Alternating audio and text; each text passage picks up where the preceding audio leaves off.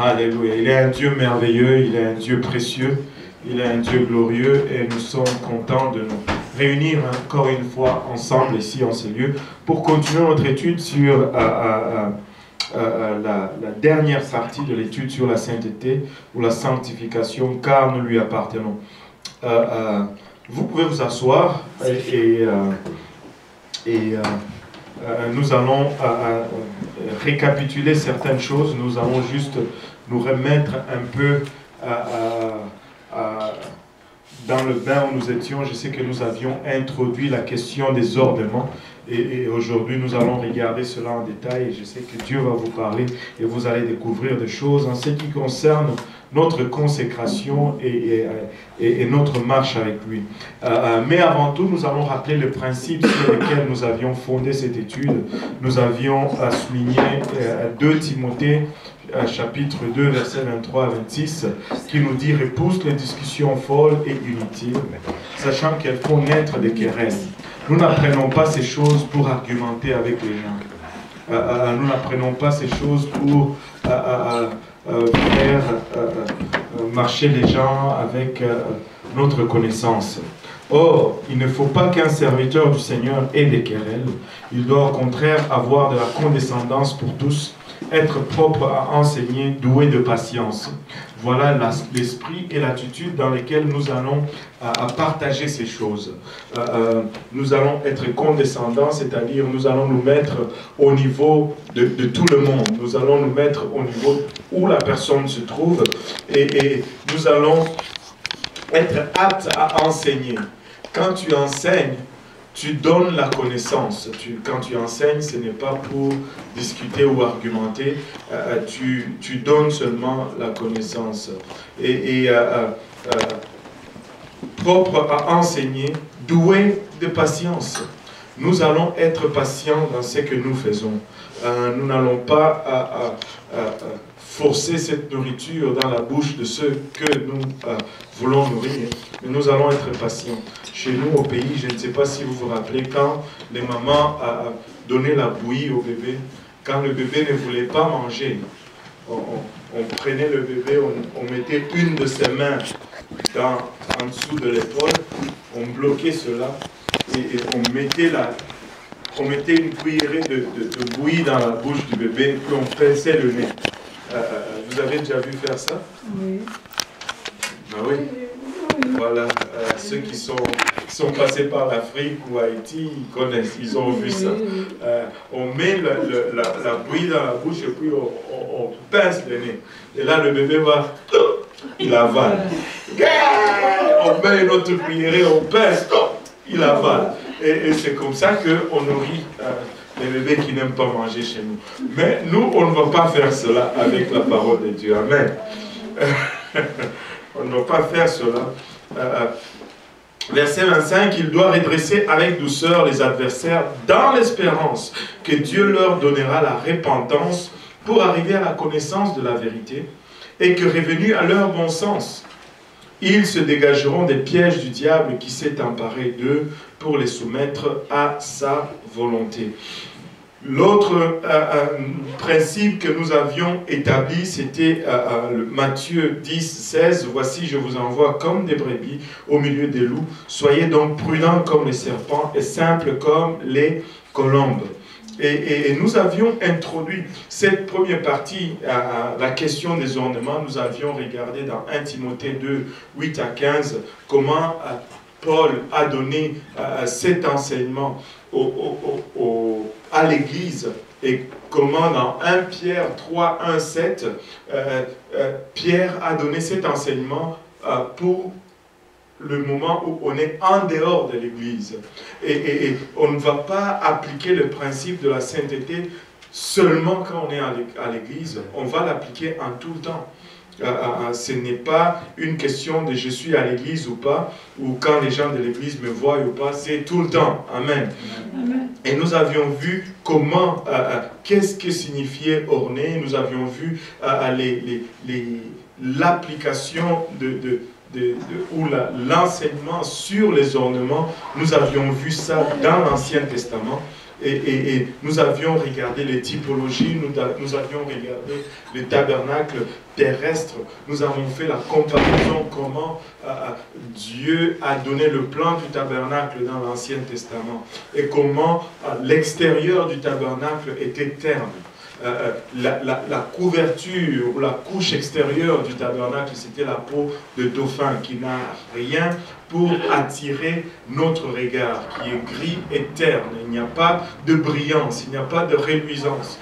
Si tu regardais le tabernacle de l'extérieur, c'était une tente comme toute autre tente. Mais quand tu entrais à l'intérieur du tabernacle, c'était une splendeur extraordinaire. C'était recouvert d'or, c'était tapissé de fin lin. Et c'était tout simplement extraordinaire. Nous avions regardé cela et quand nous venons dans le Nouveau Testament, nous savons que nous sommes le tabernacle terrestre. Nous sommes le tabernacle, nous sommes le lieu de résidence de Dieu. Et Dieu demande le même standard pour nous qu'il a demandé pour le tabernacle de l'Ancien Testament, c'est-à-dire à l'extérieur. Pas d'éclat, pas d'ornement, mais à l'intérieur, il doit y avoir une splendeur. Nous avons regardé les typologies, nous avions regardé les ornements dans l'Ancien Testament. Nous avions lu à Genèse 35, versets 1 à 5, où nous avions vu Jacob qui demandait à son peuple de se consacrer. Et ce qu'il a demandé, c'était d'enlever leur ornement. Et qu'est-ce qu'il a fait de cela? Il a creusé un trou et il les a enfouis en dessous de la terre pour que son peuple ne vienne pas chercher ces choses encore une fois. Et nous avions vu comment tous les appels à la repentance dans l'Ancien Testament passaient toujours par les dépouillements des bijoux ou des ornements. Le peuple de Dieu savait que s'ils allaient se rapprocher de Dieu, ils allaient se dépouiller de leurs ornements. Nous avons vu comment Dieu a fini par verbaliser cette haine du port des bijoux par son peuple. Nous avions vu Deutéronome 7, 25 à 26. Il nous dit: vous brûlerez au feu les images taillées de leur Dieu. Tu ne convoiteras point et tu ne prendras point pour toi l'argent et l'or qui sont sur elles, de peur que ces choses ne te deviennent un piège, car elles sont en abomination à l'Éternel ton Dieu. Tu n'introduiras point une chose abominable dans ta maison, afin que tu ne sois pas comme cette chose dévouée par interdit. Tu l'auras en horreur, tu l'auras en abomination, car c'est une chose dévouée par interdit. Extraordinaire tout ce que nous avions vu. Et nous avions vu l'exemplification d'Israël dans l'Ancien Testament, quand Israël était dans un état d'éloignement vis-à-vis du Seigneur, quand Israël était dans un état rétrograde. Elle était toujours représentée par une femme hyper maquillée et hyper décorée par les bijoux. Et ces choses étaient la marque de sa chute, ou la marque de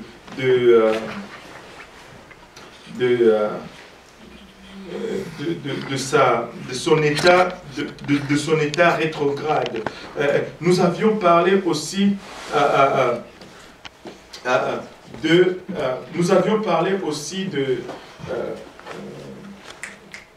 ça vient de me partir. Nous avions parlé aussi du maquillage dans la Bible. Nous avons vu qu'il n'y avait qu'une seule femme qui s'est maquillée dans la Bible, et c'était Jézabel. Et ce n'était pas un bon exemple pour nous. Aujourd'hui, j'ai regardé une chose que j'ai partagée tout à l'heure de l'autre côté quand on était, mais je n'arrive plus à retrouver cela. Ça se trouve dans Juge. J'espère que je vais me rappeler du verset.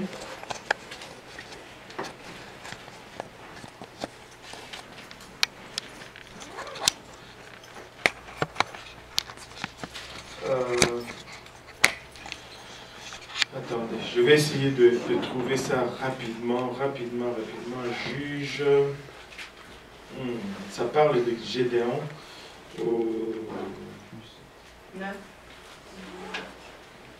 Oui, peut-être Juge 9.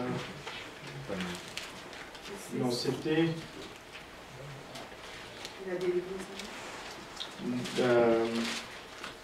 Attendez.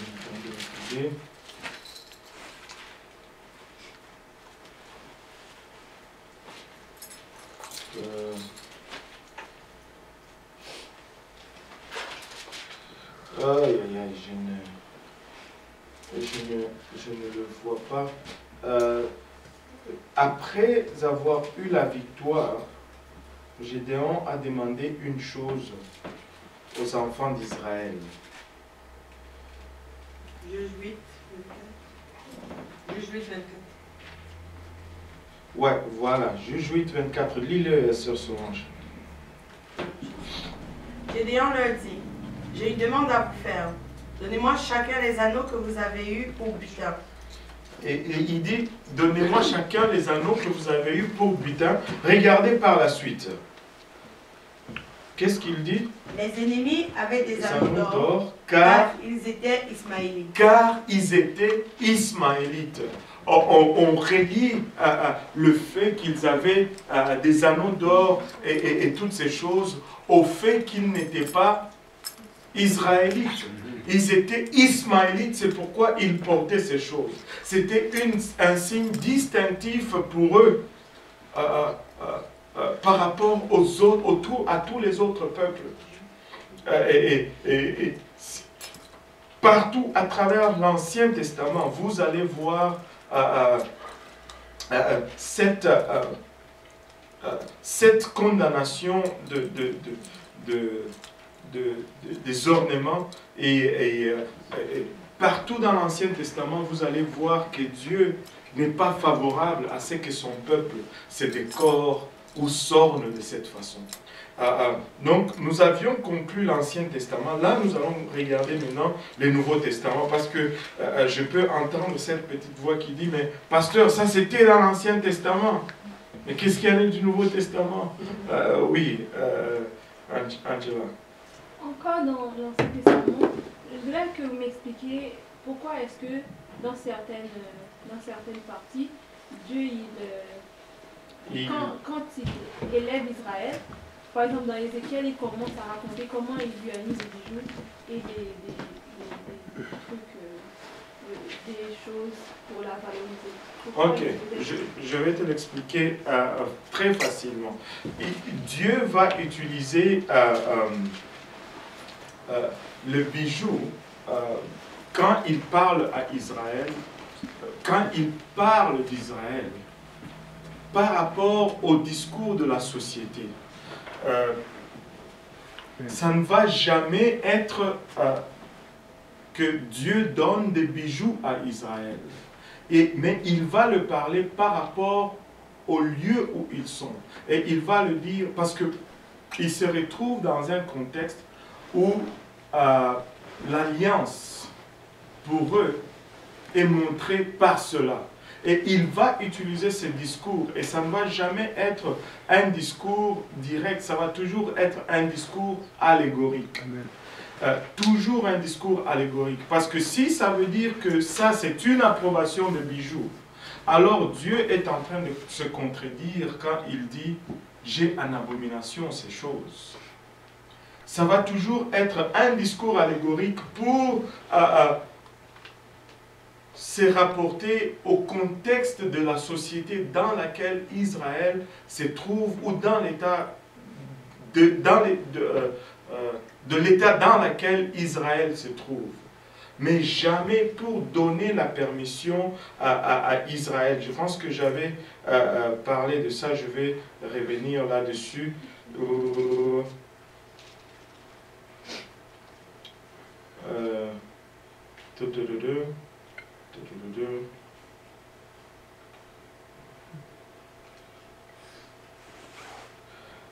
Oui, les bijoux sont parfois utilisés pour caractériser de bonnes choses dans les Écritures, comme la sagesse, en Proverbe. Toutefois, ce n'est pas une raison pour nous de nous parer des bijoux, pas plus qu'une mention positive occasionnelle de vin, comme il le dit dans Luc 5,39, nous donne la permission de nous enivrer. C'est la même chose. Et dans chaque cas, le poids de l'exemple et l'enseignement biblique interdisent l'action. L'enseignement biblique interdit l'action. Mais il va utiliser cette caricature pour donner un exemple et non pour donner un commandement biblique. Un exemple n'est pas un commandement biblique. Non, je sais. En fait, quand il donne l'image, il n'autorise pas, en fait. Non, c'est un exemple de...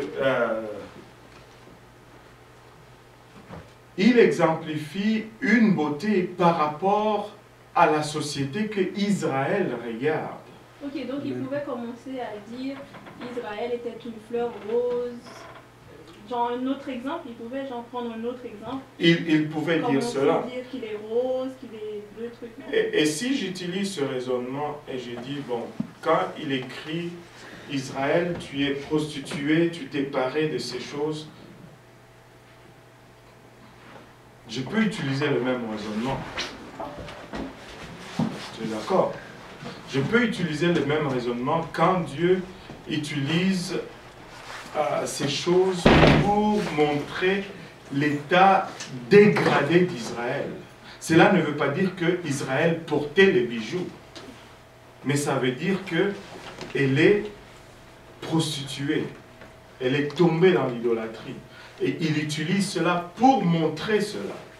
Maintenant, quand il dit Israël est belle, il va utiliser aussi ces mêmes exemples. Cela ne veut pas dire que Israël a mis des bijoux pour être belle. Et ce n'est pas une occasion pour nous de prendre ces bijoux pour les mettre et dire que, parce que Dieu a utilisé cela comme exemple, que ça fait que c'est bon. Parce que son commandement est clair. J'ai ces choses en abomination. C'est un discours... je ne sais pas si c'est le bon terme. Allégorique. Je ne sais pas. Je ne sais pas. C'est une figure de style. Quand... Métaphorique, ou je ne sais pas, je ne suis pas très fort en français.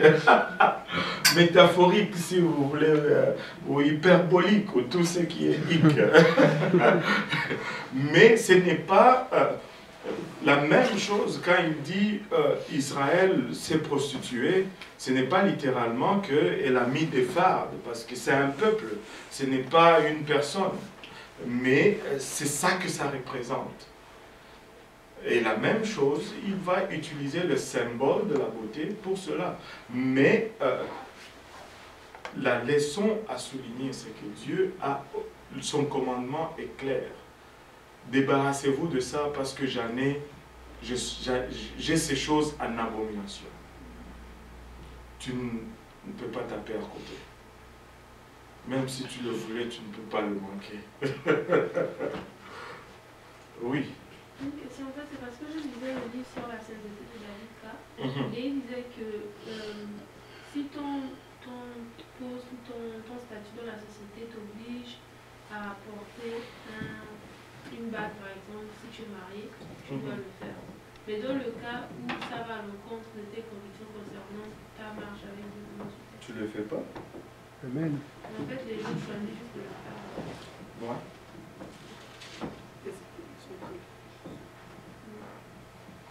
Tu le fais pas. Et, parce que tu vas répondre à Dieu. Et si tu me dis que c'est Dieu qui te donne cette conviction, tu ne le fais pas. Maintenant, regardons un peu dans le Nouveau Testament. Ça va être même encore plus clair et plus apparent. Regardez ceci. Dans le Nouveau Testament, Dieu aurait-il abandonné son objection aux bijoux et au maquillage? Pas du tout. Bien sûr que non, car les exhortations apostoliques de Pierre et Paul sont encore plus explicites. Dans le Nouveau Testament, dans l'Ancien Testament, c'est nuancé, c'est implicite, c'est des enseignements implicites. Mais quand on vient dans le Nouveau Testament, ça devient encore plus explicite. Le Nouveau Testament contraste à plusieurs reprises l'ornement intérieur d'un esprit doux et paisible à l'ornement extérieur du corps par des coiffures élaborées, de l'or, etc., etc. Ce ne sont pas deux styles. Tu ne peux pas dire que quand tu fais ces choses, tu ne peux pas dire que c'est deux styles de vie différents. Tu ne peux pas dire je suis chrétien et puis tu marches par ces choses-là. C'est deux mondes de vie complètement différents. Le Nouveau Testament se termine dans le livre d'Apocalypse en nous révélant deux femmes symboliques dans le livre d'Apocalypse. Deux femmes, la grande prostituée de l'Église, la grande prostituée ou l'Église du monde, et l'épouse du Christ, la vraie Église. Et les contrastes dans leur apparence extérieure nous parlent à haute voix. Et ces contrastes ont des implications sur les disciples de Christ. J'ai fait un PowerPoint que je n'arrive pas à présenter, je l'ai en PDF, mais lui, il ne prend pas le PowerPoint, il prend le Open, blablabla, mais je l'ai en PDF, si c'est car nous, PDF, je l'ai mis sur, j'ai essayé tous les formats possibles là, mais essayez de trouver, si vous pouvez trouver un format qui fonctionne, parce que moi j'ai échoué. Alléluia. Maintenant, d'un côté, il y a la grande prostituée, qui est cette église déchue, cette église du monde. Et de l'autre côté, il y a l'épouse de Christ, qui est l'église sainte que nous voulons être. Amen. Nous voulons être l'épouse de Christ. Nous ne voulons pas être la prostituée. Donc, si nous voulons être l'épouse de Christ, nous devons ressembler à l'épouse de Christ. C'est simple. Lisons d'abord sur la grande prostituée dans Apocalypse 17, 1 à 6. Puis, un des 7 anges qui tenait les 7 coupes vint. Il m'adressa la parole en disant, « Viens, je te montrerai le jugement de la grande prostituée qui est assise sur les grandes eaux. C'est avec elle que les rois de la terre se sont livrés à l'impudicité, et c'est du vin de son impudicité que les habitants de la terre se sont enivrés. Et il me transporta en esprit dans un désert. Et je vis une femme assise sur une bête écarlate, pleine de noms de blasphème, ayant 7 têtes et 10 cornes.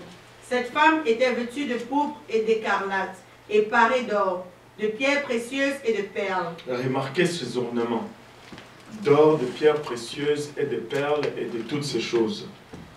Elle tenait dans sa main une coupe d'or, remplie d'abominations et des impuretés de sa prostitution. Sur son front était écrit un nom, un mystère. Babylone la grande, la mère des impudiques et des abominations de la terre. Et je vis cette femme ivre du sang des saints et du sang des témoins de Jésus. Et en la voyant, je fus saisi d'un grand étonnement. Et l'ange me dit, « Pourquoi t'étonnes-tu? Je te dirai le mystère de la femme et de la bête qui la porte, qui a les 7 têtes et les 10 cornes. »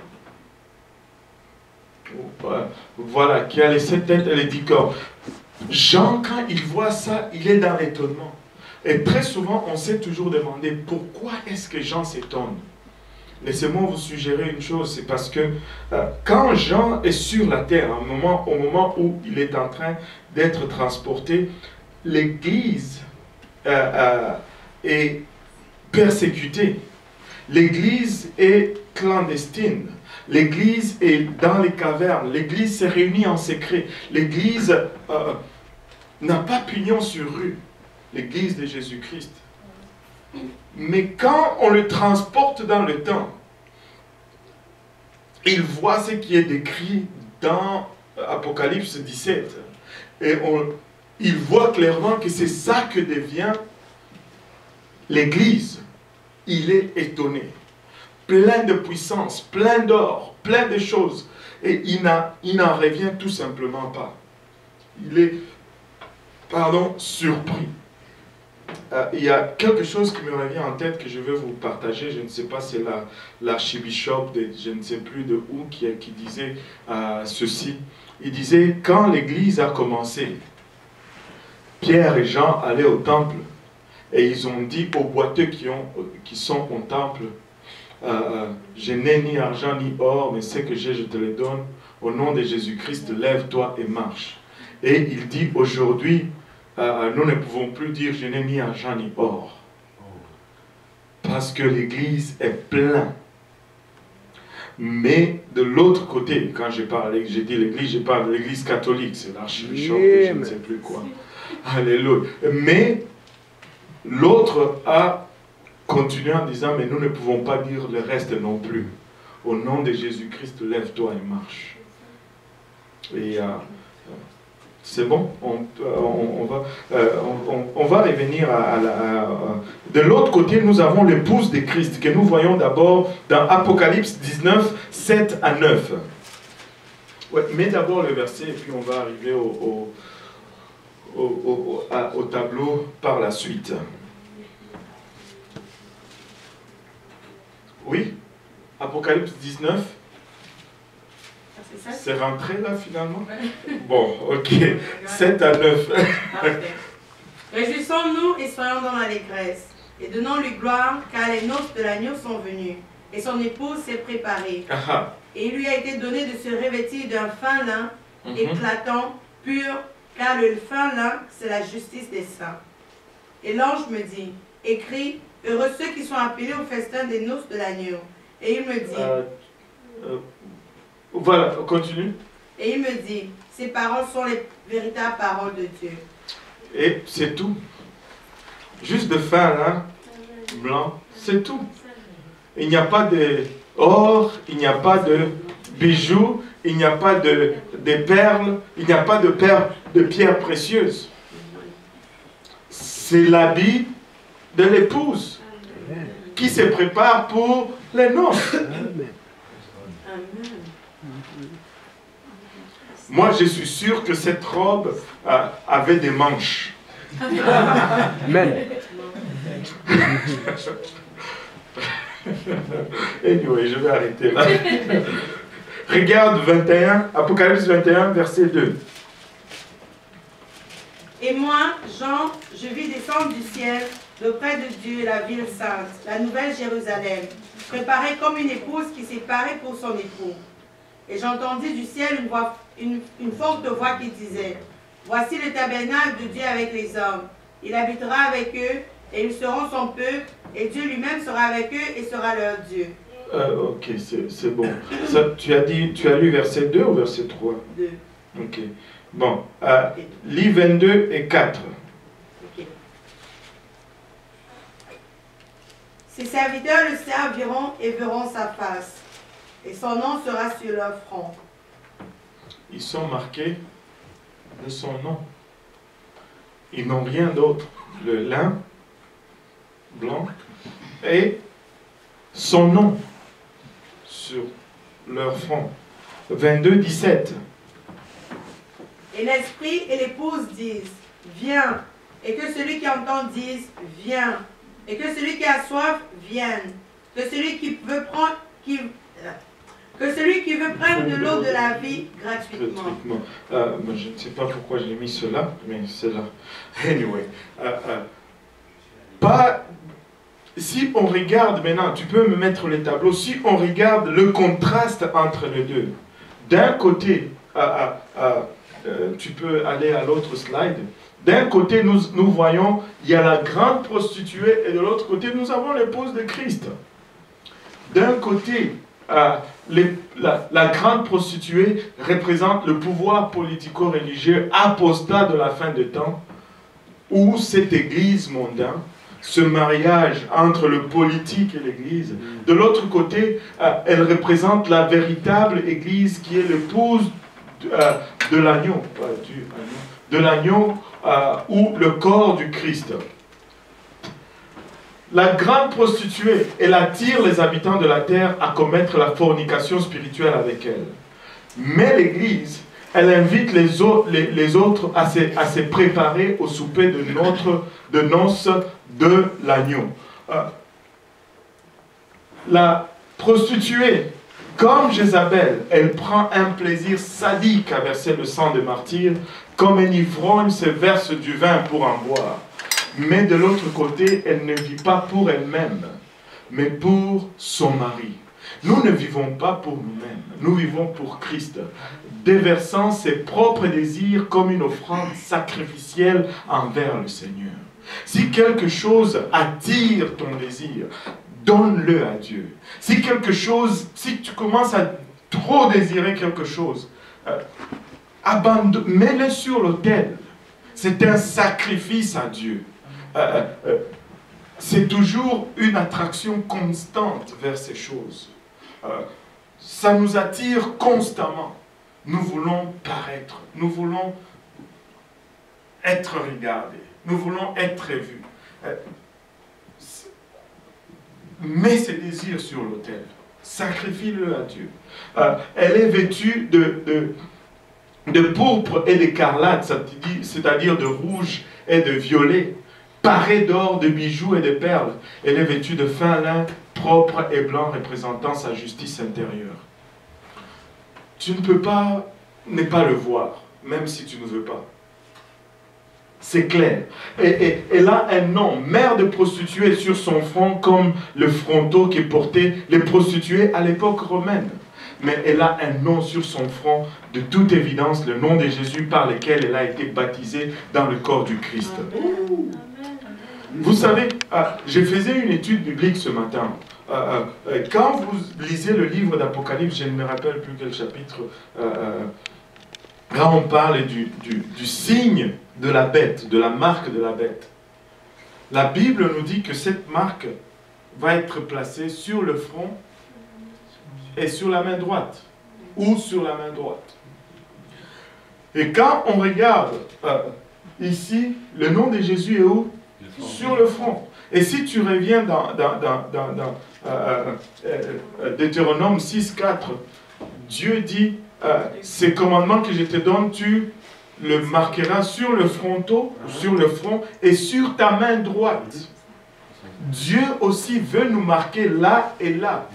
Mais quand le diable voit ça, il dit, moi aussi je veux vous marquer là et là. Vous savez qui va refuser de prendre cette marque? Ceux qui seront déjà marqués. Et qui sont déjà marqués? Ceux qui sont baptisés au nom de Jésus-Christ. Écoute, si tu refuses de prendre le nom de Jésus-Christ, tu vas être marqué d'une autre marque. Parce que c'est la même place que lui veut marquer, c'est là où Dieu veut aussi placer son nom. Au fond, je devrais dire le contraire. C'est là où Dieu veut mettre son nom. C'est là où lui aussi veut mettre son nom. Alors, il y a un nom qui va aller à ces places-là. Si tu n'as pas encore mis le nom de Jésus-Christ là, c'est le temps de mettre le nom de Jésus-Christ avant que lui vienne mettre son sceau là-dessus. Oh Seigneur, aide-nous. La représentation par Jean de son usage, de ces différentes parures pour accomplir sa séduction représente une condamnation implicite de leur utilisation, alors que la représentation par Jean de sa justice, par sa robe blanche sans ornement, correspond à l'accent évident du Nouveau Testament en matière d'ornement. Ça fait 1 + 1 égale 2. Tu ne peux pas avoir une autre réponse, tu ne peux pas logiquement atterrir à une autre conclusion. Moi, je n'en vois pas.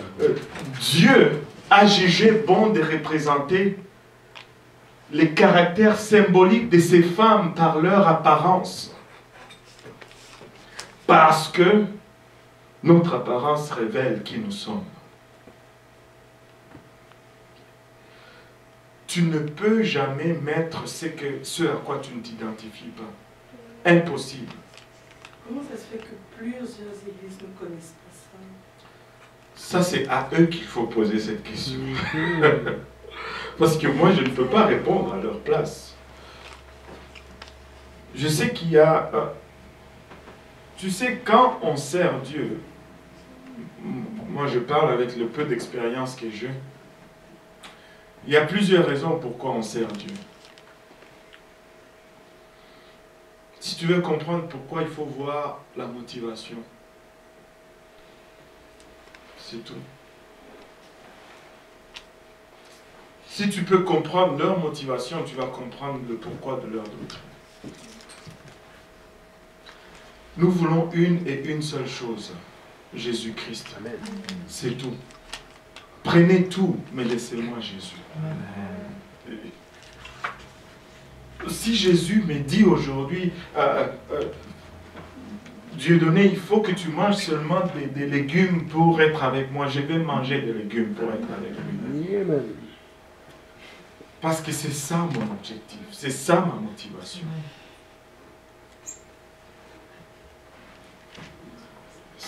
Heureusement qu'ils n'ont pas dit ça.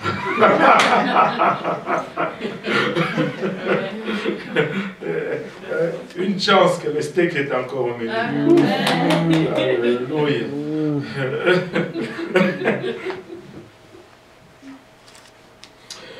Maintenant, laissez-moi vous poser une question. Laquelle de ces deux femmes va nous servir de modèle pour notre façon de s'habiller?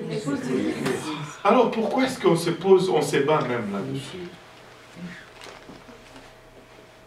Pourquoi est-ce qu'on doit même argumenter là-dessus? C'est simple.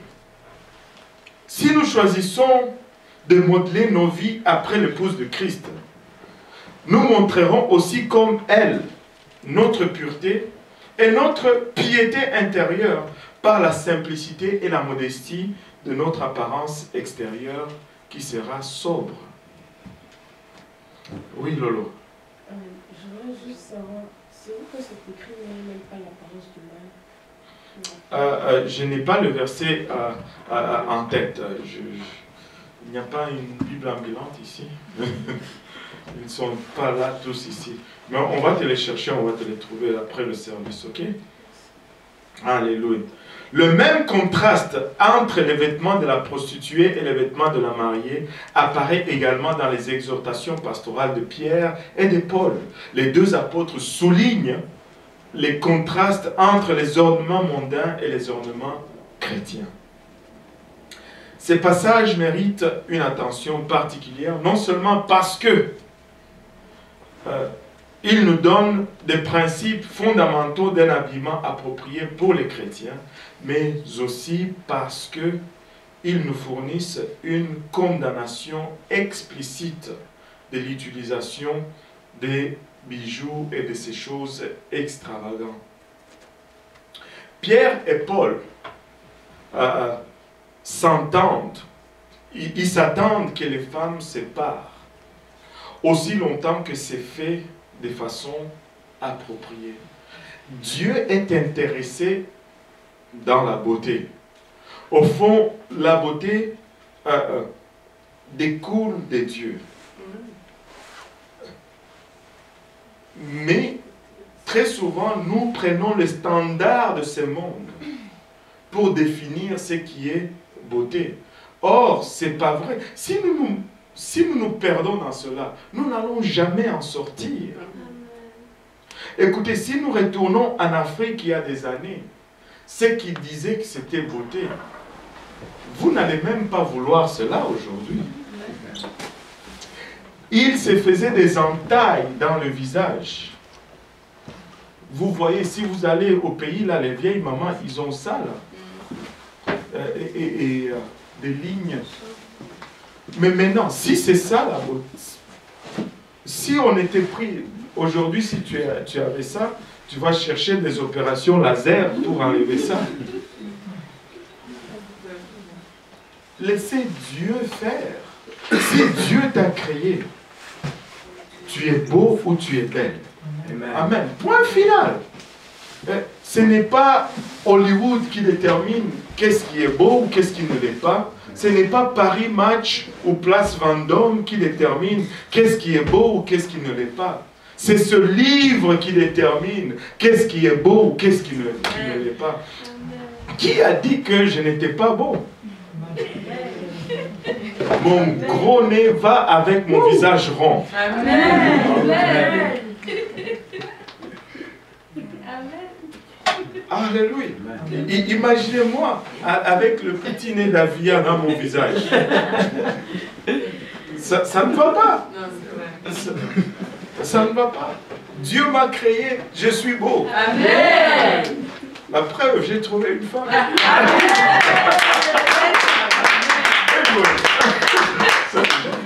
Je dévie un peu, je reviens aux notes. Amen. Alléluia.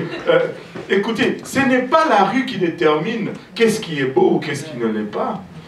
Ce n'est pas ce monde qui va nous dire qu'est-ce qui est beau et Dieu va nous dire que les enfants de Dieu sont beaux. Et il dit dans sa parole, il va embellir l'humble avec la sainteté. Oh, écoute, la sainteté c'est beau. J'ai vu, je ne vais pas citer de nom, j'ai vu des femmes venir à Dieu. Et Dieu les transformer. Et elles commencent à littéralement briller. Littéralement, femmes chrétiennes, vous brillez. Amen. Partout où vous passez, on vous remarque. On sait que vous... Ne vous y trompez pas. On peut vous choisir parmi des milliers. Amen. Elle. Parce qu'il vous embellit avec la sainteté. Vous brillez. Vous brillez. Ne vous laissez pas prendre par le mensonge de ce monde. Et d'ailleurs, qui a dit que c'est seulement les femmes qui avaient besoin de maquillage? Mais vous le dites souvent que les hommes sont attirés parce qu'ils voient le truc, vous le dites assez souvent. Oui, alors mais pourquoi est-ce qu'on vous vend toutes ces choses? Pour avoir de l'argent. Pour faire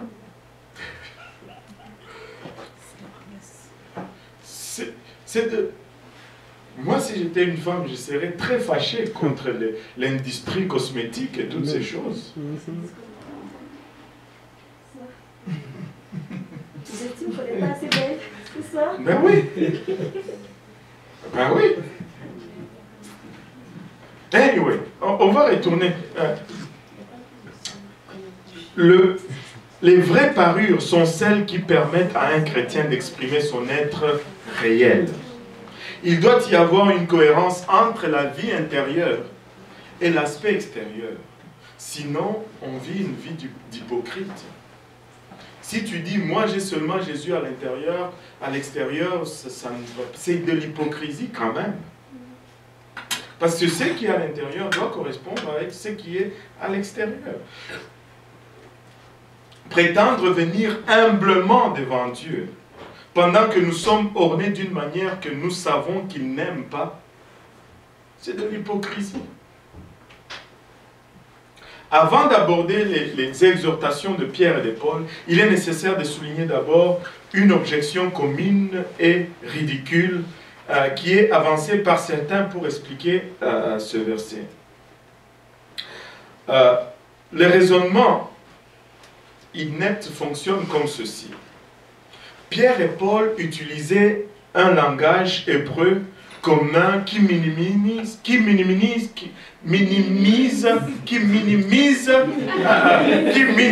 la première chose afin de souligner la deuxième chose. Aujourd'hui, afin d'exprimer la pensée contenue dans ce type de langage, nous devons introduire le mot uniquement ou seulement dans la première clause et le mot mais aussi dans la deuxième clause.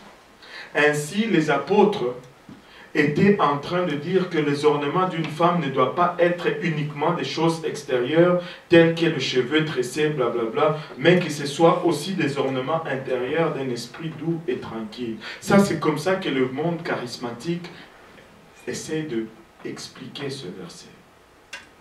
Que ce n'est pas une objection à l'un, mais c'est un ajout, on minimise le premier et on souligne le deuxième. Oui. Par rapport à ce que vous dites, il y a un verset que Jésus a dit qui me fait faire le lien entre ce que Paul a dit et Paul et Pierre. C'est que Jésus a dit ne ne travaille point pour, ne travaille pas ou ne travaille point pour la nourriture qui périt, mais plutôt pour tout ce qui doit être. Oui, c'est pas grave. Mais il a dit ne travaillez point pour la nourriture qui périt, mais œuvrez dans les choses qui vont durer pour l'éternité. Puis, est-ce que tu fais référence à ne vous amassez pas de trésors? Non. Il dit ne travaille point pour la nourriture qui périt. Il faut que tu trouves ce verset. Il faut que tu trouves ce verset. C'est dans Jean. Et le point c'est? Ils disent, à cause que j'ai été influencée par les personnes charismatiques. Ils essaient de montrer que Jésus, quand il a dit que ne travaillez point pour la nourriture qui périt, il ne disait pas qu'on ne devait pas travailler. Bon, ça y est là. Il dit, ces spécialistes autoproclamés soutiennent que leur idiome hébraïque, en abusant des versets comme Jean 6, 27, travaillez non pour la nourriture qui périt, mais pour celle qui subsiste pour la vie éternelle. Et 1 Jean 3, 18 qui dit, petit enfant, n'aimons pas en parole avec la langue, mais en action et en vérité.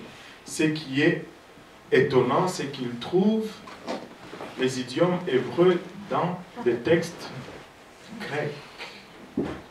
Parce que dans le livre des Jean, c'est grec, c'est pas hébreu. Maintenant, regardez, il s'agit d'une approche sournoise. Et on va, juste un peu de patience, on va déchiffrer cela, on va décoder cela. Parce qu'on ajoute des mots à la Bible, les tordant dans certains cas, pour signifier le contraire de ce qu'ils disent littéralement. Maintenant, utilisant ces techniques, on pourrait réécrire n'importe quel verset en introduisant la structure grammaticale seulement, mais aussi. Si on utilise ces techniques, on peut réécrire toute la Bible. Et il y en a qui auraient commencé à réécrire la Bible. Regardez. Comme Luc 9, 56 nous dit, car le Fils de l'homme n'est pas seulement venu pour détruire la vie des hommes, mais aussi pour les sauver. On peut lire cela à cette même lumière. Si on prend cela littéralement comme ça, on va transformer toute la Bible. Alors qu'on s'entend avec toi, entre nous, que quand Jésus dit ne travaillez pas pour la nourriture, il est clair qu'il nous dit de ne rien faire. Il ne nous dit pas de ne rien faire. On ne peut même pas argumenter là-dessus. On ne peut même pas en faire une discussion. Parce que si on prend cette logique, on va réécrire toute la Bible. Tout devient subjectif. Tout devient subjectif. Parce que la parole de Dieu nous dit, tu mangeras à la sueur de ton front.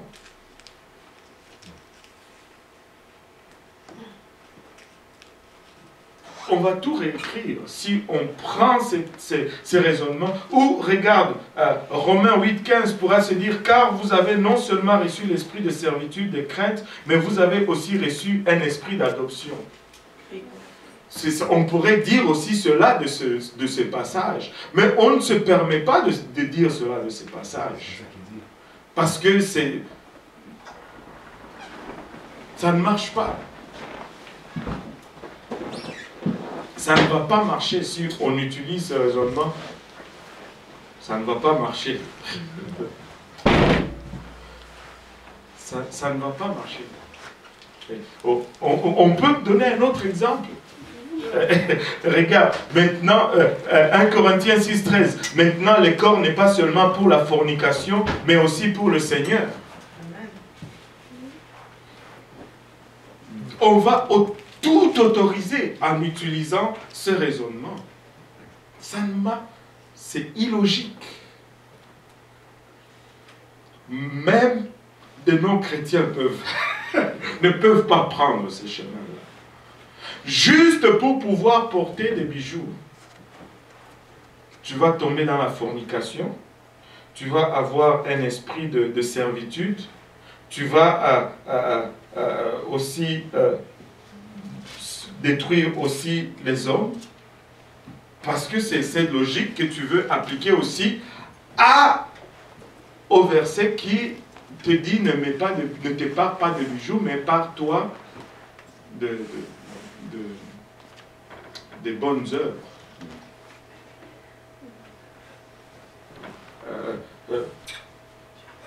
On peut continuer encore. Ou 1 Corinthiens 14, 33, car Dieu n'est pas seulement l'auteur de la confusion.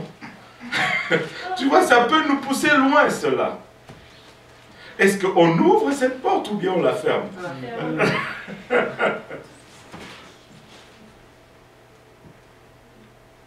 On ne peut pas faire ça. Honnêtement, c'est parce que... Ça, tu sais pourquoi on arrive à ça? C'est parce qu'on veut justifier quelque chose que Dieu a clairement condamné. Mais quand on cherche à justifier, au lieu de chercher à savoir ce que Dieu demande, c'est là qu'on se retrouve. On n'est pas là pour justifier nos propres désirs. On veut savoir ce que Dieu veut et on le fait tout simplement. Ça, c'est la logique qu'un chrétien doit avoir. Amen. Si tu veux justifier ce que tu as déjà, ça ne va jamais marcher. Prends ce que tu as, scrape-le, et puis dis, Dieu, qu'est-ce que tu veux? Et là, ça va marcher. Mais si tu veux justifier tous tes désirs, tes choses, tu ne vas jamais sortir du bois. Parce que tu peux trouver une façon de les justifier. Mais en trouvant cette façon de les justifier, tu vas ouvrir une brèche à une chute terrible de toute doctrine qui doit te garder sur le bon chemin. Et c'est ça le danger de ça. C'est ça le danger. Il dit, en tout cas, il y en a encore, Ephésiens 5, 18, ne vous enivrez pas seulement de vin, c'est de la débauche. Soyez aussi au contraire remplis de l'esprit. On va pas finir. On ne va pas finir. Ce n'est pas un bon raisonnement et on laisse ça là. Restons dans les termes des Écritures. Amen. Ne sortons pas des termes des Écritures. Si nous sortons pour justifier notre état, ça va aller mal. Si Paul souhaitait utiliser cette construction grammaticale, il était suffisamment éloquent pour bien le faire sans que nous ayons à mettre de mots dans sa bouche. Il peut le faire. Il peut le faire. Il est également important de noter qu'aucune traduction majeure de 1 Timothée 2,9 ou de 1 Pierre 3 à 4 ne va selon la suggestion de ce qui pousse ce raisonnement.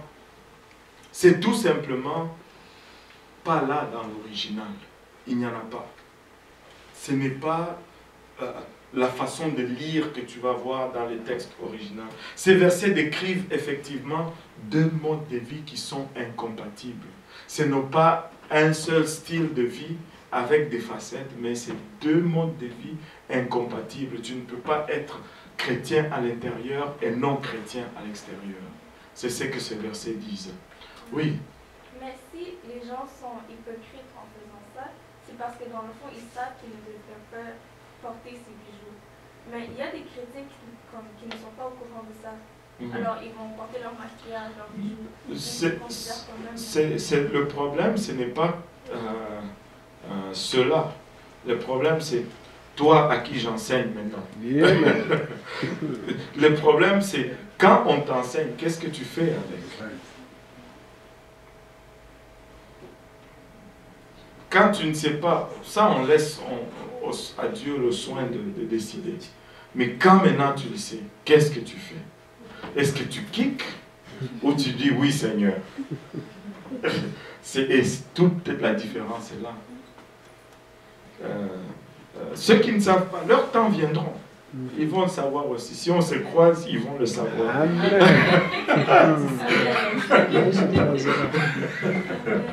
Amen.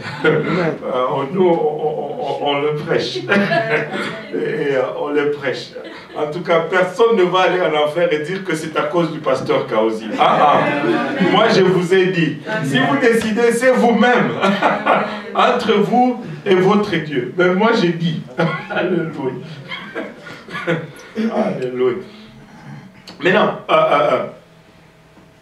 il enseigne aux femmes à délaisser certaines choses impies et à acquérir, au contraire, des choses saines.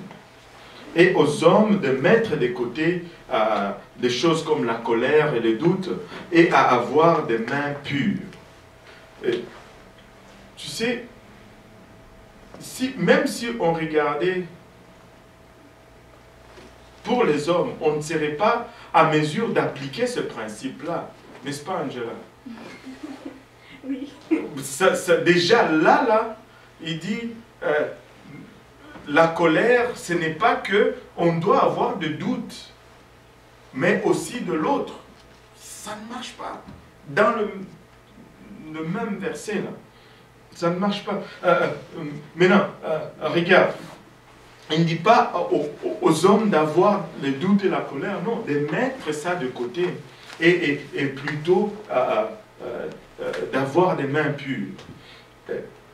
Le même principe de l'incompatibilité s'applique aussi pour les questions concernant les femmes avec les ornements. 1 Pierre 3, 1 à 7.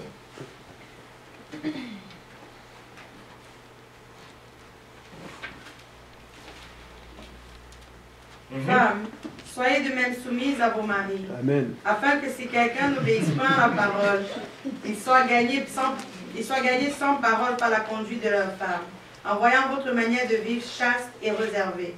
Ayez non cette parure extérieure qui consiste dans les cheveux tressés, les ornements d'or ou les habits qu'on revêt, mais la parure intérieure est cachée dans le cœur, la pureté incorruptible d'un esprit doux et paisible, qui est d'un grand prix devant Dieu. Ainsi se parlaient autrefois les saintes femmes qui espéraient en Dieu, soumises à leur mari, comme Sarah qui obéissait à Abraham et l'appelait son Seigneur. C'est d'elle que vous êtes devenues les filles, en faisant ce qui est bien, sans vous laisser troubler par aucune crainte. Marie, montrez à votre tour de la sagesse dans vos rapports avec vos femmes. Amen. Comme avec un sexe. Amen. Comme avec un sexe plus faible. Honorez-les comme devant aussi héritiers avec vous de la grâce de la vie. Qu'il en soit ainsi, afin que rien ne vienne faire obstacle à vos prières. Mais non, la Bible dit la vengeance appartient au Seigneur. Arrêtez de vous tirer des flèches. Lisez seulement la parole de Dieu. S'il vous plaît. Bon, maintenant, regardez ceci. Et il y a quelque chose qui m'a toujours frappé dans ce passage. C'est la dernière partie du verset 7. Il dit qu'il en soit ainsi afin que rien ne vienne faire obstacle à vos prières. Homme, si ta femme est fâchée contre toi, ne va pas prier. Va d'abord régler l'affaire. Amen. Alléluia. Anyway, Pierre place ces normes de parure ici dans le contexte concret de la maison. Il ne le met pas à l'église. Il met à la maison en montrant comment une femme chrétienne peut gagner son mari non sauvé à Christ par la soumission et les ornements intérieurs au lieu d'ornements extérieurs. De toute façon, son ornement extérieur ne sollicitera que sa chair. Vous êtes au moins d'accord avec moi là-dessus? Vrai ou faux? Alors, il leur donne l'exemple de saintes femmes de l'Ancien Testament, comme Sarah. Les hommes, ne faites jamais ceci. Ok? J'ai rencontré, je connais un type. Quand il est tombé sur ces versets, il a dit qu'il a commencé à exiger que sa femme l'appelle. Comment ça se passe aussi? C'est quoi cette réaction aussi? Ris seulement, non? Tu es tombé aussi dans le panneau?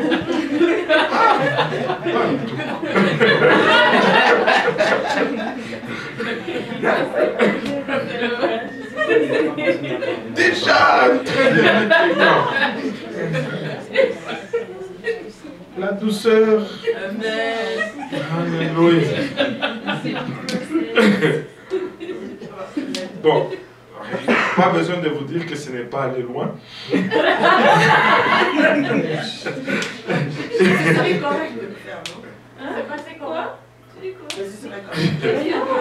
Il leur donne l'exemple de 5 femmes de l'Ancien Testament, comme Sarah, qui ont également accepté leur rôle donné par Dieu, en se soumettant à leur mari et en pratiquant l'ornement intérieur et non extérieur. Amen. Aux maris sauvés, il est recommandé de donner honneur à leurs femmes qui volontairement vivent de cette manière.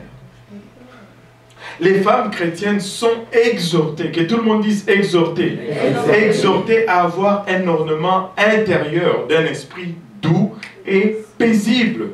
La douceur envers Dieu est cette disposition d'esprit par laquelle nous acceptons sa relation avec nous en tant que bonne. Ce que Dieu nous demande est bien. Et parce que nous sommes doux, nous allons dire oui. Amen. Un cheval doux, il se laisse monter par son cavalier. Non. La douceur. Donc, sans contestation ni résistance. Ne résistez pas à Dieu. La douceur est le contraire de l'affirmation de soi. Ce que je vous disais tout à l'heure, quand tu viens à Dieu, ne cherche pas à justifier ce que tu as. Abandonne ce que tu as, demande-lui maintenant, Seigneur, ça va être comment là? Et laisse-lui te dire comment ça va être. Amen. Et c'est en plein ça. Les femmes chrétiennes sont exhortées à ne pas, que tout le monde dise ne pas avoir un ornement extérieur qui consiste aux cheveux tressés ou à plaquer ou à broder. Les gens... Oui, c'est vraiment cela. Les gens demandent souvent, est-ce que maintenant ça veut dire que je ne veux pas tresser les cheveux? Parce que vous savez, moi je suis noir et mes cheveux, enfin je veux dire pas moi, mais la femme qui me parlait, mes cheveux sont crépus et tout, le blablabla. Non, ça c'est un autre exemple de la pauvreté de notre vocabulaire. Quand tu le lis en anglais, ça veut dire broided hair. Broided, ce n'est pas braided. Braided, c'est tressé. Broided, c'est brodé. Et quand tu dis brodé, c'est parce que tu prends un fil étranger et tu l'insères dans le tissu. Et les femmes romaines, c'est ce qu'elles faisaient, les femmes de l'époque. Elles avaient des mèches en or qu'elles ajoutaient dans leurs cheveux et ça brillait. Et c'est ça. Oui, Lolo. Genre, tu sais, les petits fleurs que je fais souvent, ça, c'est pas fonctionnel, c'est décoratif. Du coup, c'est pas... C'est brodé, ça, je sais pas.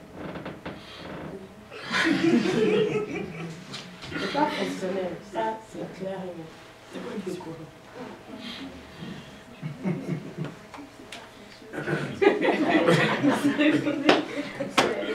Ça veut dire aussi les femmes qui se font colorer les cheveux, c'est pas...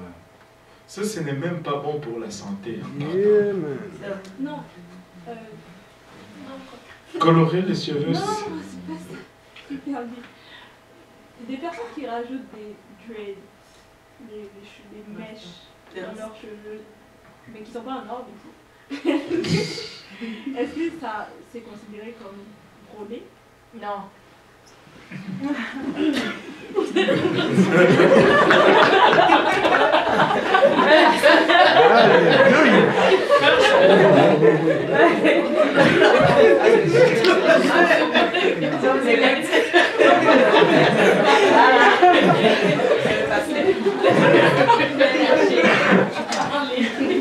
Ceci est pratiquement...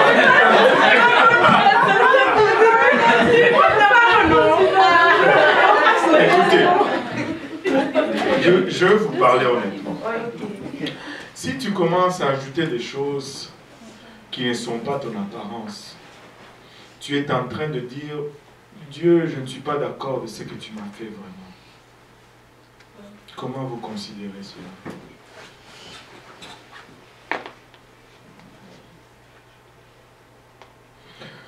Seigneur, je ne suis pas satisfait de mes cheveux. Comment pensez-vous que Dieu va prendre cela?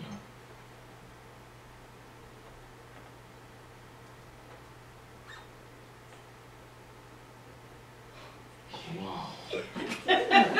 C'est une autre façon de voir cela. Si vous voulez vraiment qu'on soit honnête là, on va se parler les vraies choses. Mettons-nous du point de vue de Dieu. C'est comme moi, je construis ma petite voiture. Et quelqu'un vient et dit, ah non, ça c'est pas bon, si tu changeais peut-être la forme de ce... C'est presque la même chose. Oui, maman.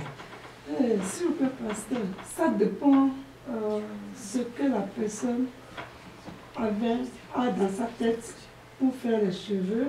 C'est comme si on coud un habit pour couvrir notre corps. Oui, mais là, on n'est pas en train de chercher ce qui est dans notre tête. On est en train de chercher ce que Dieu veut.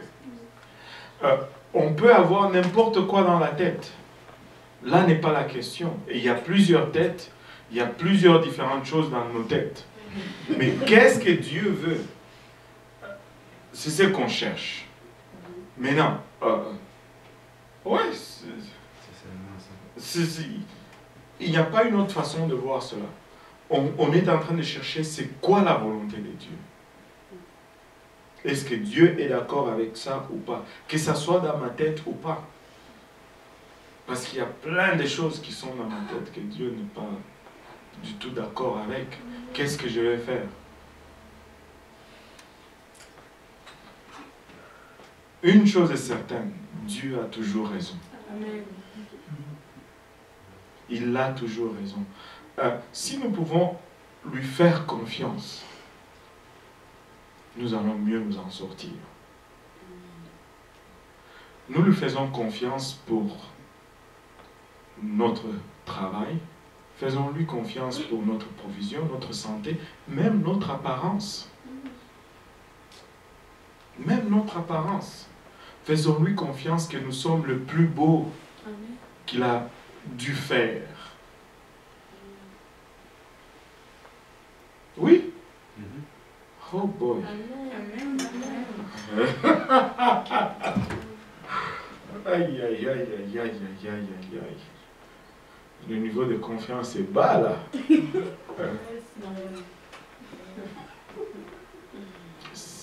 C'est très bas. Amen. Amen. Maintenant, regardez ceci. Ça, je n'ai pas...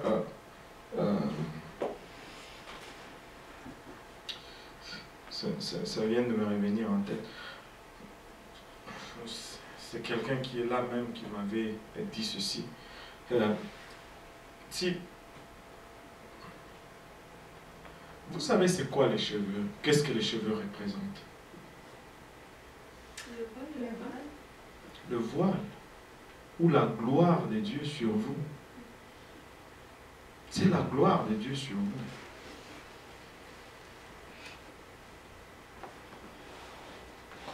C'est sa gloire. Maintenant, quand tu prends les extensions, on m'a dit que certaines extensions, c'est la queue de cheval, les poils du queue de cheval. Là, tu mets sur ta tête. D'autres, c'est des cheveux humains. Vous savez d'où ça vient ces choses? Ça a été coupé en sacrifice à des dieux. Dans des pratiques que Dieu condamne. Parce que Dieu dit, tu ne coupes pas tes cheveux. Le ciseau ne doit pas entrer dans ta tête. Donc tu prends ces choses qui a été données en sacrifice, en adoration, je ne sais pas moi, à Kali ou à Vishnu ou à qui que ce soit, qu'on envoie à la tonne et qu'on traite. Mais là, toi tu mets à la place où Dieu a mis sa gloire. Les cheveux, ce sont les cheveux humains, ce sont les tissus morts de quelqu'un d'autre. Parce que les cheveux et les ongles, ce sont les cellules mortes. Parce que notre corps se régénère. Et quand les cellules meurent, la façon que le corps les dégage, c'est par les ongles et les cheveux et les poils. Tu t'imagines? Tu as plein de cellules mortes de quelqu'un d'autre sur ta tête. Je ne veux pas vous dégoûter, mais je vous dis la vérité. Vous allez en faire ce que vous voulez. Mais vous n'allez pas me dire que je ne vous ai pas dit. Au moins, on va fonctionner sur ces principes-là. Amen.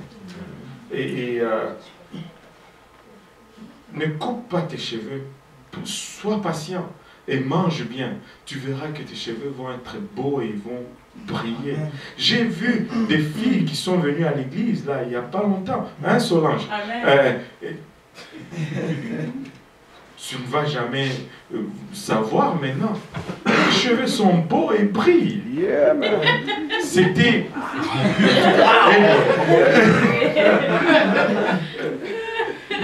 Aie confiance en Dieu, mange bien, évite le café et le chocolat, mange beaucoup de choses vertes et tu verras que... Non, il y a trop de caféine là-dedans, c'est pas bon pour tes cheveux. Amen. Mange bien et dors bien. Si tu es en santé, tes cheveux vont être beaux. Oui, pas. Ça veut dire que si j'ai pas de beaux cheveux, c'est que je suis pas enceinte. C'est pas ce que j'ai dit. Mange seulement bien et prie. Amen.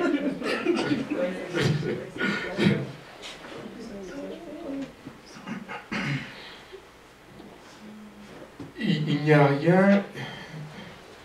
Écoutez,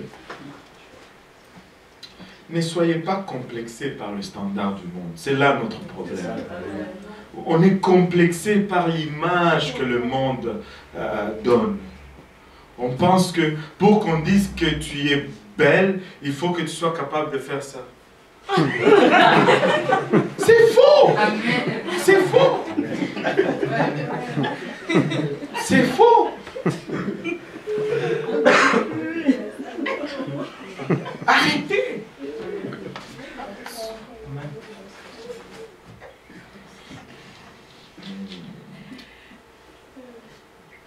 Maintenant, regardons les raisons théologiques de Paul pour un ornement modeste. 1 Timothée 2,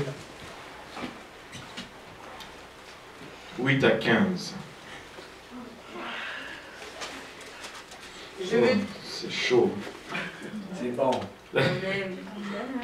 Je veux donc que les hommes prient en tout lieu, en élevant les mains pures, sans colère ni mauvaise pensée. Je veux aussi que les femmes, vêtues d'une manière décente, avec pudeur et modestie, ne se parlent ni de tresses, ni d'or, ni de perles, ni d'habits somptueux, mais qu'elles se parlent de bonnes œuvres, comme il convient à des femmes qui font profession de servir Dieu. Wow. On est arrivé à 15? Que la femme écoute l'instruction en silence, avec une entière soumission. Je ne permets pas à la femme d'enseigner, ni de prendre de l'autorité sur l'homme, mais elle doit demeurer dans le silence. Car Adam a été formé le premier, Ève ensuite. Ce n'est pas Adam qui a été séduit, c'est la femme qui, séduite, s'est rendue coupable de transgression. Elle sera néanmoins sauvée en devenant mère, si elles persévèrent avec modestie dans la foi, dans la charité et dans la sainteté. Maintenant, on va regarder ça ligne par ligne. Paul définit ces normes de parure pour les femmes dans les contextes de l'Église ou théologiques, en montrant pourquoi Dieu a besoin de cette sorte de conformité extérieure de la part des femmes et de la part des hommes, bien sûr. Il commence par exiger que les hommes se soumettent à Dieu en ayant un corps libre de la convoitise. C'est-à-dire, quand il parle de lever les mains pures, un esprit libre de la colère, adoration sans colère, et d'un esprit sans cynisme, ou l'adoration sans doute. Cela reflète les trois principales zones à problème pour les hommes dans leur vie spirituelle. Vous allez voir qu'il y a 3 zones de problème pour l'homme et 3 zones de problème, pour la femme. Ce n'est pas que les femmes, on leur demande plus qu'aux hommes, mais les zones de problème des femmes, des hommes sont toutes des zones intérieures, mais les zones de problème des femmes, c'est toutes des choses extérieures. Mais si on le regarde attentivement, les hommes doivent changer les pensées. Maintenant, entre vous et moi, quel est le plus facile? Changer la pensée ou changer la garde-robe? Changer la garde-robe, c'est plus facile. Les pensées, tu vas te battre avec. Anyway. Il exige ensuite une présentation similaire des femmes, mais dans leur unique domaine à problème, c'est-à-dire l'ornement. Selon Paul, les femmes chrétiennes doivent séparer, premièrement, de façon digne et appropriée, c'est-à-dire modeste, des vêtements longs et amples. Si on regarde dans les détails du mot habillement, la décence est demandée en tenant compte de l'effet sur les autres. Quand on dit pudeur, c'est parce qu'on regarde aux autres. La pudeur, ce n'est pas quand tu es seul. La pudeur, c'est quand il y a quelqu'un d'autre là à côté. Et la Bible nous demande aux femmes de s'habiller correctement par rapport à l'œil de l'autre. Amen. Avec de la retenue et la maîtrise de soi, afin de ne pas attirer l'attention, ce qui est la sobriété. Ces 4 conditions ont été expliquées en rapport aux vêtements dans la leçon sur l'habillement. Nous avons vu cela en détail. Nous avons vu pourquoi que la femme devait s'habiller correctement. On ne va pas revenir là-dessus, sinon on va refaire la leçon. Cependant, 2 d'entre elles ont une signification particulière en ce qui concerne l'ornement. Le mot pudeur, en ce qui concerne l'ornement, est utilisé dans un sens particulier dans ces passages. Et c'est le seul instant où il est ainsi utilisé dans les Écritures. Il signifie ici littéralement un visage choqué ou un visage pâle. Et se réfère à la requête de Paul aux femmes chrétiennes de ne pas porter de maquillage car le maquillage favorise la sensualité.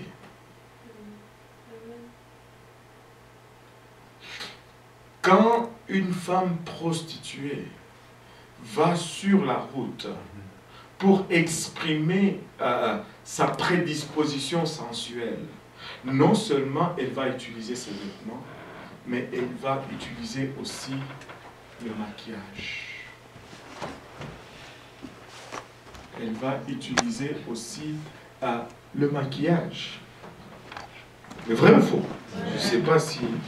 Et le mot sobriété ici, c'est le mot soprosune, se réfère au commandement de Paul aux femmes chrétiennes de s'abstenir d'utiliser toutes les parures qui attirent l'attention sur les corps, comme le maquillage ou les bijoux. Ce n'est que par la retenue qu'une femme peut garder un contrôle constant sur toutes ces choses qui sont passionnelles et qui peuvent surgir en elle-même ou en ceux qui la regardent. C'est pourquoi quand une femme s'habille d'une quelconque façon et se maquille d'une quelconque façon, même sa façon de changer, sa façon de marcher change. Moi, je vais vous prendre certains à témoin ici. Ce n'est pas moi qui l'a dit, c'est vous-même qui me l'avez dit. Qu'une sœur qui est tombée après avoir marché avec le Seigneur pour un moment, quand vous l'avez vue maquillée, bijoutée, vous m'avez même montré comment sa façon de marcher changeait. J'essaye. Vous me l'avez mimiqué même. C'est vous qui me l'aviez dit. Et quand vous le disiez, c'était comme ça. Ah, pasteur, même sa façon de marcher a changé. Dans mon cœur, c'était comme, mais c'est ce que j'enseignais justement. Et c'est vrai. C'est vrai. C'est vrai. Et une question par rapport à tout ce qui est maquillage, vêtements et tout ça. Est-ce que ça n'a pas une portée spirituelle? C'est ce que je suis en train de dire. C'est ce que je suis en train de dire. Écoutez, quand vous allez étudier l'origine du maquillage, il y a plusieurs origines sur le maquillage. Vous allez, il y a plusieurs différentes choses. Il y a une école de pensée qui dit que c'est les gens de l'ancien temps qui marchaient dans le bois et qui mangeaient de fruits sauvages. Et quand ils ont transpiré, ils se sont essuyés et le jus de ce fruit sauvage est resté sur leur visage. Et quand ils se sont penchés pour boire de l'eau, ils ont vu que leur apparence avait changé et ils ont réagi en ayant peur. Une autre explication, c'est que un arbre était frappé par une foudre. L'arbre a pris feu et ceux de l'ancien temps ont touché ce charbon, ce bois calciné qui était noir, et après avoir transpiré, il s'est frotté, mais quand il est allé boire, il a vu que son apparence était changée et il a eu peur. Et depuis ces temps, vous pouvez voir que le maquillage est toujours utilisé pour exposer ce qui n'est pas. Dans la guerre, par exemple, on va l'utiliser pour mettre la peur dans l'ennemi, pour l'agressivité, pour la férocité. Les Indiens, ils mettaient les maquillages de guerre.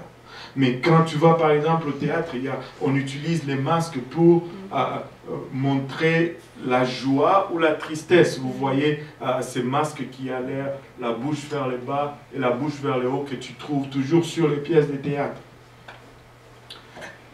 Et on va utiliser le maquillage pour donner une apparence ou pour masquer ce qui est et montrer ce qui n'est pas. La psychologie te dit aujourd'hui que les personnes qui se maquillent, ils sont très souvent, c'est un signe de problèmes intérieurs. Et plus on se maquille lourdement psychologiquement, plus il y a des problèmes intérieurs. Par-dessus toutes ces choses, ce ne sont pas des bonnes choses pour le visage, pour la peau. Parce que la peau absorbe toutes ces composantes et ça détruit tes cellules. Ça, c'est le frère Chevis qui m'avait dit ça. J'étais choqué et c'est vrai. Ils disent que quand quelqu'un meurt, on peut voir tout de suite si cette personne mettait beaucoup de maquillage ou pas. Plus tu mettais du maquillage, plus ton visage se décompose horriblement.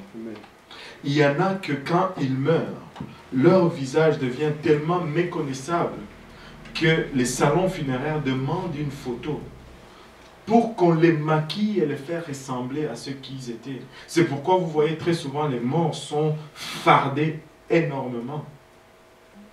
Mais ils disent que quelqu'un qui ne se maquillait pas, son corps reste presque intact quand il meurt. Et le frère Chevi, sa mère était décédée, et quand ils sont allés au salon funéraire, la première chose que le croque-mort lui dit, c'est que ce sont des croque-morts. Il lui dit, waouh, ta mère n'a jamais mis de maquillage sur son visage. Il dit, mais comment tu le sais ça, toi? Il dit, je travaille avec les morts, ça fait des années. Plus tu mets ces choses, plus on a besoin d'en mettre quand tu es mort. Parce que toute ta peau est détruite. Et Dieu nous délivre de ces choses. Nous sommes libres de ces choses. Ce corps est le temple du Saint-Esprit. La Bible dit, celui qui souille ce corps, celui-là, je vais détruire. Et le mot souiller veut dire teinter, colorer. Anyway, on peut creuser et voir les mécontentements de Dieu au sujet de ces choses partout à travers la parole de Dieu. Selon Paul, les femmes chrétiennes ne doivent pas se parer avec des coiffures élaborées, les cheveux plaqués et toutes ces choses. Écoutez, la simplicité, c'est la beauté. Ce qui est simple est beau. Je vous dis, je vais vous mettre au défi. Pour une semaine, portez un peu attention. Vous avez Internet, non, chez vous? Regardez la famille royale. Juste pour une semaine. Regardez la reine. Quand ce n'est pas une cérémonie officielle, regardez un peu comment il parle. Simple.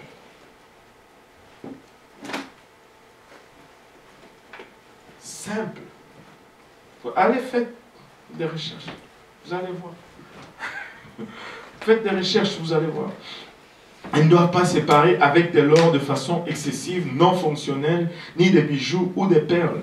Elles ne doivent pas séparer avec des vêtements extravagants, un habillement coûteux. Au lieu de cela, elles devraient séparer avec des bonnes œuvres. Autrement dit, elles devraient s'occuper d'activités plus rentables au lieu de simplement passer le temps à orner leur corps comme les femmes païennes.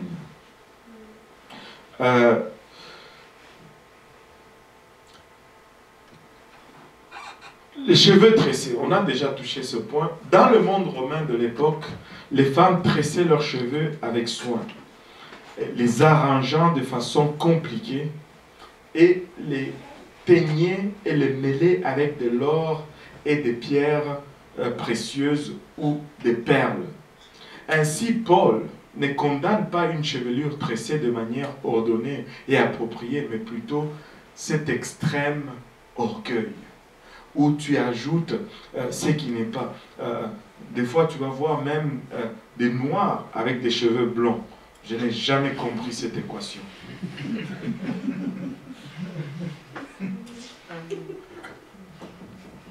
De nos jours, tu vois même des cheveux bleus, des cheveux rouges.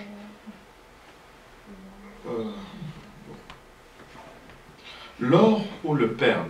On va parler de l'or ou le perle.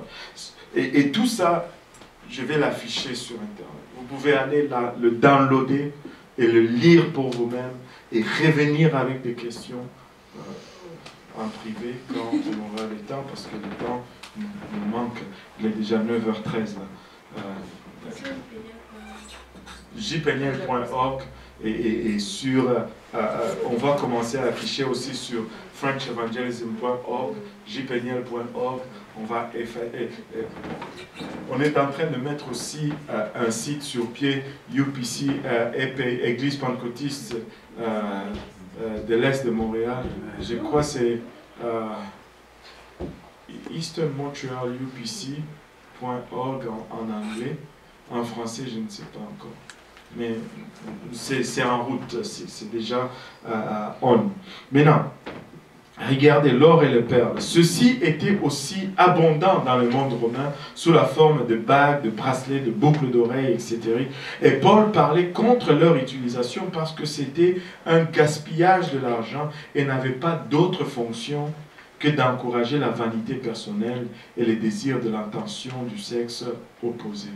Moi, j'ai toujours mis au défi tout le monde. Il n'y a pas de raison de porter les bijoux si ce n'est de montrer un certain rang social ou économique, ou si ce n'est d'attirer le regard des autres, parce que ça ne change rien sur ta forme. Ton nez, il reste gros ou il est petit. Que tu aies des chaînes ou que tu n'aies pas, que tu aies des pendants ou que tu n'aies pas, tes lèvres restent tes lèvres. Tes yeux restent tes yeux. Et ton visage, ça ne change pas la forme de ta tête. Mais ça dit, regarde-moi, j'en ai.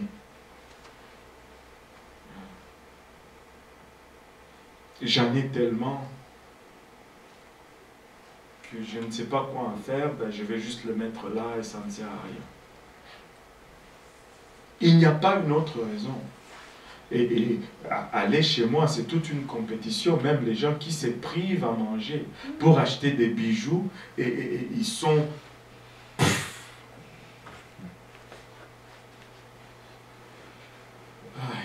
Dieu nous délivre de ces choses. Amen. Les abus somptueux. Du temps de Paul, certains types de vêtements, comme tout ce qui était fait en pourpre, étaient extrêmement coûteux. Paul parlait contre leur utilisation car c'était aussi un gaspillage de l'argent et cela ne reflète que la vanité personnelle. Voyez-moi, regardez-moi. Et le désir de l'attention du sexe opposé. Tout comme Pierre, Paul relie l'idée de s'orner extérieurement de la femme à sa place de soumission ordonnée par Dieu. Elle doit apprendre en silence avec une entière soumission. Le mot soumission utilisé ici vient du terme militaire grec qui signifie organiser, division de troupes d'une façon militaire sous le commandement d'un chef. J'ai déjà vu des gens qui ont essayé de m'expliquer ce mot d'une autre façon. Le mot soumission. Ils disent soumission, cela ne veut pas dire se soumettre à quelqu'un. Ça veut dire que nous sommes sous la même mission.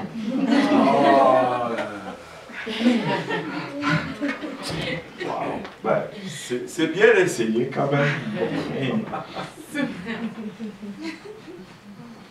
Sous la même mission. C'est bon.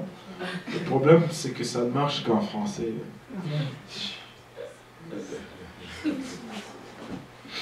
Parce qu'en anglais, ça devient une mission inférieure. Parce que c'est ça.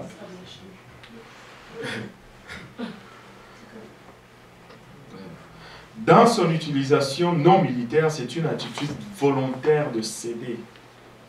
J'accepte. En coopérant, en assumant une responsabilité, en portant un fardeau. Le mot silence utilisé ici signifie le calme, la paix, la tranquillité. C'est lui qui accomplit sa tâche et qui ne se mêle pas des affaires des autres. Amen. Amen. Alléluia. Ainsi, Paul dit que les femmes doivent accepter sereinement leur place dans l'ordre de la création de Dieu, leur rôle en tant que compagne de leur mari et leur responsabilité en matière d'ornement extérieur. Vous savez, Dieu, toutes ces choses, c'est vraiment une question d'ordre. Ce n'est pas une question d'ordre, je veux dire, une question d'ordre de création. Ce n'est pas une question d'inférieur ou de supérieur, ou c'est l'ordre que Dieu a utilisé pour créer. Et il faut que nous gardons cet ordre si nous voulons voir les bénédictions de Dieu couler dans nos maisons, dans nos demeures. Et si on marche contre ces choses, on est en train, au fond, de dire à Dieu que je n'accepte pas la place que tu m'as donnée dans la création. Je n'accepte pas la place que tu m'as donnée dans la création.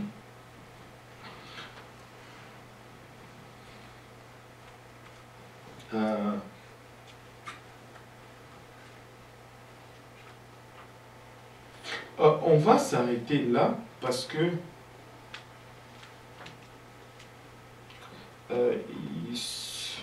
Il est déjà 21h19 et on va continuer dans...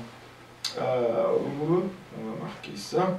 On va continuer dans le jeudi prochain. Il nous reste à peine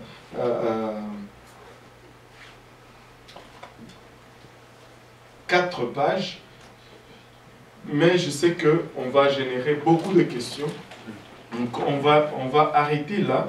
Comme ça, on revient le jeudi prochain pour conclure cela. Comme ça, on se donne même 10 minutes de questions avant de partir ici. Comme ça, on sort à 21h30. Amen. Et c'est correct comme ça? Alléluia. Gloire au nom de Jésus. Est-ce qu'il y a des questions? Je sais qu'il y en a là. Bon. Oh, on a tout répondu déjà. Angela. Quand vous parliez de montrer ce qu'on a, de l'exposer aux autres, est-ce que ça fait référence aussi aux choses qu'on a chez nous? Par exemple, si on achète des choses sans valeur juste pour la décoration, qui n'est pas dans l'habillement ou dans... Est-ce que ça revient au même? Je ne comprends pas. Vous avez dit qu'on devait arrêter, que Paul a dit qu'on devait arrêter de séparer. Oui, de séparer. Mais Ouais. vous avez essayé d'extrapoler en disant que il faut pas, il voulait dire qu'il ne fallait pas gaspiller de l'argent en achetant des choses qui n'ont aucune valeur. Je l'ai dit, moi la question que je vous pose c'est est-ce que... parce que là, avant d'aller plus loin, on va d'abord un peu reformuler ça, pour qu'on se comprenne comme il faut là. Parce que si on met des fausses prémices, on va aboutir à une fausse conclusion. On va d'abord s'arranger que les prémices sont correctes. Paul dit ceci: au lieu de gaspiller de l'argent pour acheter une robe à 300 $, alors que si ce que tu cherches c'est couvrir ton corps, tu peux dépenser 50 $ pour une robe qui couvre le corps. Oui, c'était compris. La question est comprise. Bon. En fait, cette partie-là, je l'ai compris. Bon. La question est la suivante. Voilà. Est-ce qu'on peut prendre ça, ce que vous venez de dire, et le mettre aussi chez nous? Dans le Oui. sens, arrêter d'acheter des bibelots qui... Ah, mais moi je pense que ça fait du sens. Parce que si tu achètes plein de bibelots, au fond, qui te donne plus de travail, parce qu'après, il faut les épousseter. Premièrement, tu n'as plus l'argent dans les comptes. Deuxièmement, tu as plein de bibelots dans la maison, mais qui te sert à quoi? Et la chose même la plus dangereuse, des fois, je rentre dans certaines maisons, tu vois des pharaons, tu vois des sphinx. C'est tout symbolique, ces choses. Ça représente les divinités. Encore là, on va glisser dans autre chose. Là. Non, ça. C'est bon? Oui, putain. Ben, on peut acheter des chaussures, par exemple, si tu achètes des chaussures à 200 $, et quand tu payes des chaussures à 10 $, si tu payes à 200 $, tu peux faire avec une année, ça s'abîme pas, mais 10 $, tu mets 2, 3 fois, et puis ça s'abîme. Dans ce cas, Tout à fait d'accord avec ça. Parce que ça, c'est la sagesse. Tu fais tes calculs. Moi, je fais toujours mes calculs. Je vais te donner un exemple. Quand je devais acheter une vanne, c'était en 80, en 2003. Je devais m'acheter une vanne. Il y a deux pensées, deux courants de pensée. Si tu achètes une vanne américaine, elle va briser plus vite. Si tu achètes une vanne japonaise, elle va rester plus longtemps. Ça, c'est la convention. Amen. Mais là, je suis allé, j'ai fait le calcul. Je regarde une vanne américaine pour qui était vieux de 2 ans et demi. On me demande 10 000 $. Une vanne japonaise qui était de 3 ans et demi, on me demande 16 000 $. Bon, j'ai dit, ok, la japonaise va me durer plus de temps. Mais c'est 6 000 $ de plus avant les taxes. Si j'ajoute les taxes et que j'ajoute les assurances, je veux avoir assez pour m'acheter une deuxième van américaine quand celle-là va briser avant la japonaise.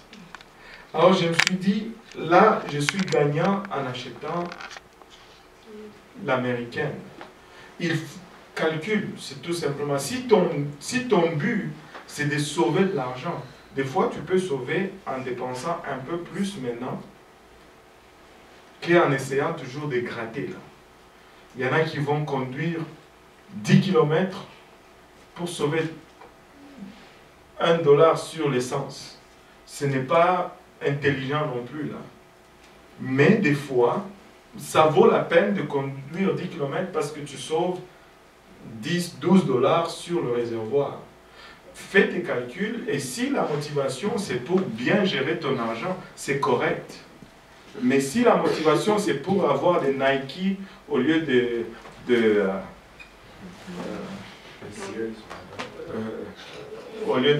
autres là, des non-name, là, ce n'est pas correct. Tu vois. Le but, c'est, moi en tout cas, mon but c'est d'avoir plus dans les poches et non dans les poches de la banque ou non dans les poches des magasins là. Ben, Est-ce oui. que ça s'applique aussi avec le téléphone? On doit avoir des téléphones à 10 $ et tout? Mais oui, si ça te sauve de l'argent, si tu n'en as pas besoin, pourquoi pas? Pourquoi pas? Pourquoi est-ce que je vais m'encombrer? Pourquoi est-ce que je vais donner mon argent à d'autres pour rien? Ça, c'est la question que tu dois te poser. Il y en a qui changent de téléphone à chaque année. Samsung 1, ils sont 1. L'année prochaine, Samsung 2, ils sont 2. L'année prochaine, Samsung 3, ils sont à 3. Et Samsung 10, ils sont à 10. Mince! Calcul! L'affaire, c'est qu'il faut que tu définisses tes besoins et que tu rencontres tes besoins et que tu sauves ton argent. Amen. Amen. Amen. Et puis,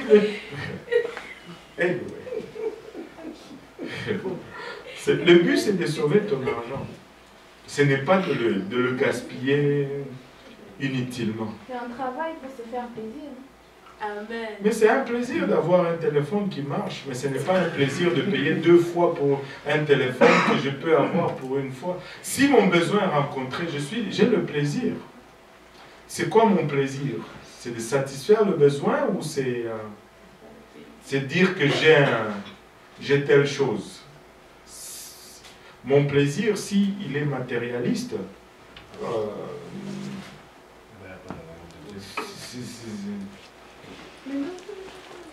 si mets ton cœur là où Dieu veut que ton cœur soit, et tu verras que même tes priorités vont changer, et puis après tu vis.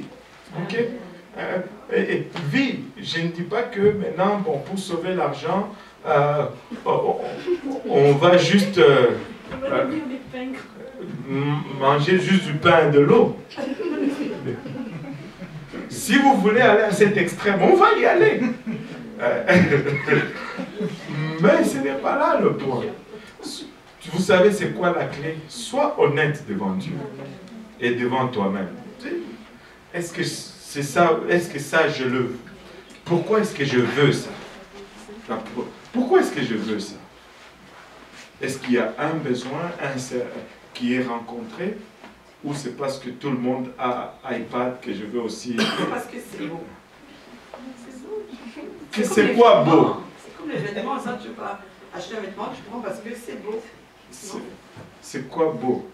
Mais Quand ça commence à être 600 $ là, beau ça... Écoute, tu n'achètes pas un iPad parce que c'est beau? non, papa, pas, non. Attends. Moi je parle des vêtements, des trucs comme ça. Ben oui, mais c'est certain, il faut que tu t'identifies dans cela, il faut que tu puisses dire, ben, j'aime ça, c'est légitime. Mais avant de dire, j'aime ça, je vais dire, est-ce que Dieu aime ça? Amen. Bon, si Dieu aime ça et que j'aime ça, c'est correct. Mais si Dieu n'aime pas, même si j'aime, Ça ne va pas marcher. Ça ne va pas marcher.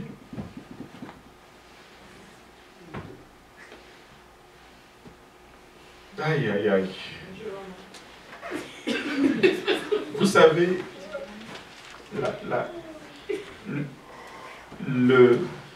la clé de tout ceci, c'est la repentance. Si tu n'es pas encore mort, tu vas toujours kicker. Il faut que tu meurs. C'est le frère Serge qui disait, tu as déjà vu un mort qui s'est plaint de l'habillement qu'on lui fait porter. Il faut mourir. Il faut mourir. Et puis ça va aller. Ça va aller. Vous vous inquiétez beaucoup pour rien. Vous vous inquiétez pour des gens que vous croisez sur la rue, que vous n'êtes même pas sûr de recroiser le lendemain. Alors vous allez façonner votre apparence pour ces gens. Et Dieu avec qui vous allez passer l'éternité, vous ne voulez pas voir tenir en compte son opinion. Hey, come on, guys. J'en perds même mon français. Lolo. Et juste par rapport à ce qu'elle disait pour les décorations et tout, j'avais lu ça, genre pendant l'étude, ça dit Deutéronome 7, 26, tu n'introduiras point une chose abominable dans ta maison, afin que tu ne sois pas comme cette chose dévouée par interdit. Tu l'auras en horreur, tu l'auras en abomination, car c'est une chose dévouée par interdit. Bon, on peut étendre cela à certaines choses, à certains bibelots, ça c'est sûr. Mais le principe vraiment, c'est une question de discipline de vie. Je sais que très souvent, quand on est jeune et qu'on a pris soin de nous, on a tendance à ne pas faire trop attention aux finances.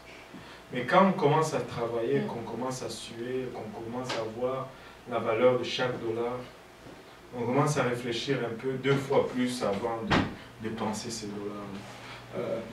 Soyez juste des bons économes et réalisez que ce que vous avez, c'est la grâce de Dieu qui vous l'accorde.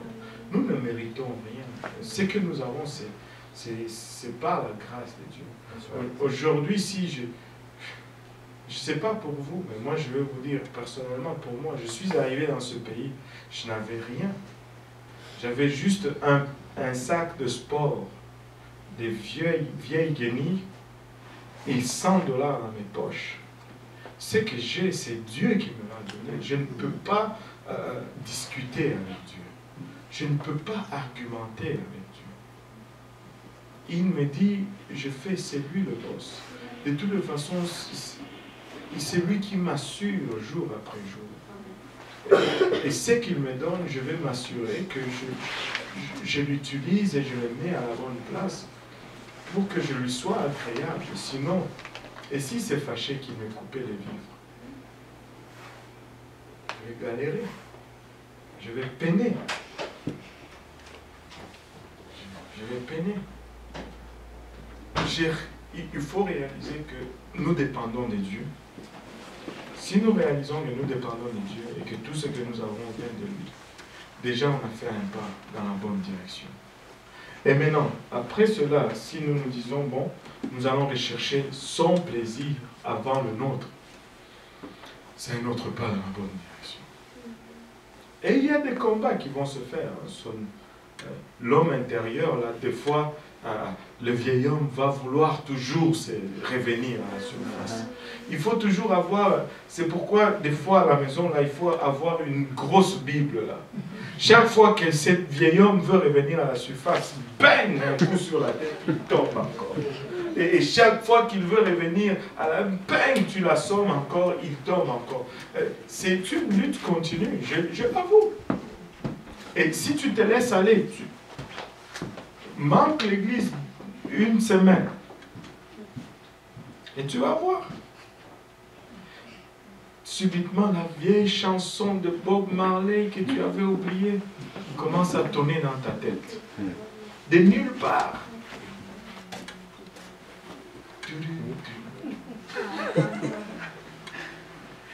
Oh, qu'est-ce que c'est?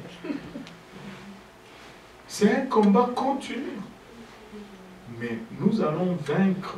Nous allons gagner ce combat si nous marchons dans ces choses. Et Dieu met ces choses pour nous protéger. Si tu ne suis pas ces choses,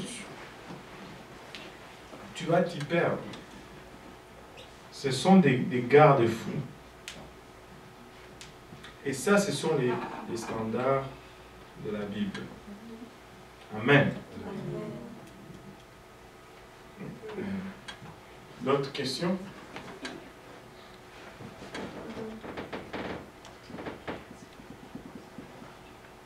Oui. Parce que je me suis juste rappelé que dans l'Ancien Testament, Isaac, quand il est allé chercher sa femme, on lui a donné une armoire qui dit bracelet.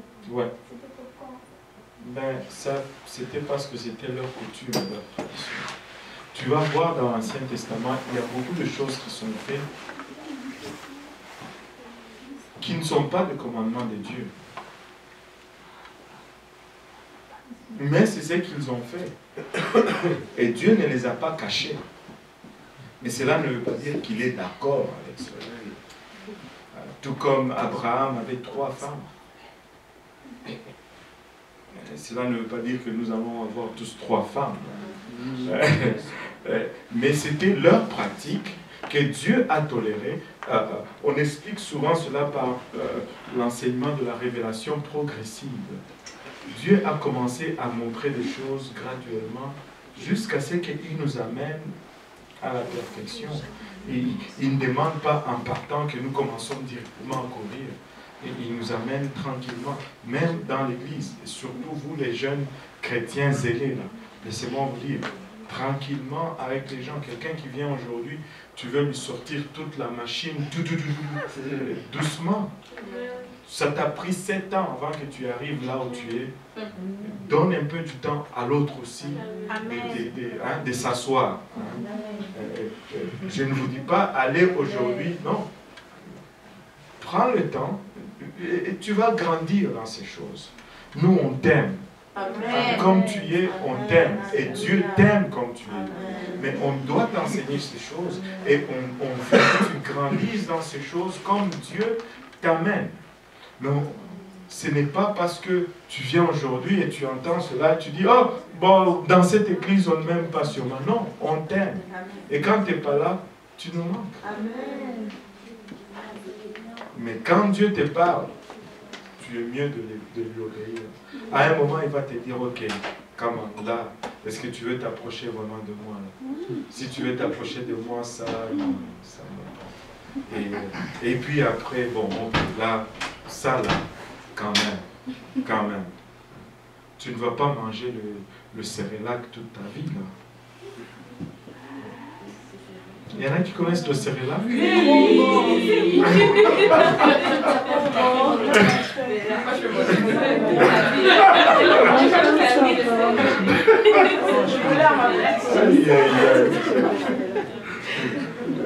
À un moment donné, Dieu commence à te demander de lui rendre le cérélac. Ok? Alléluia. Oui, Sœur Solange. Je sais que quand petit à Saint-Laurent, c'est au conseil par rapport, quand tu es marié, par rapport à l'échange des anneaux, que c'est, on préfère ne pas le faire. Oui. On préfère ne pas le faire. Oui. Mais si, lorsque tu te maries, je vais comme. Ok, oui. Laisse-moi parler. Ok, voilà. Si tu viens à l'église pentecôtiste unie de Saint-Laurent et que tu veux te marier avec tes bagues et tes anneaux, on va te marier avec tes bagues. On va faire échanger. Ouais. Mais si tu veux faire ministère, on va te dire, il faut que tu te conformes aux standards de l'église.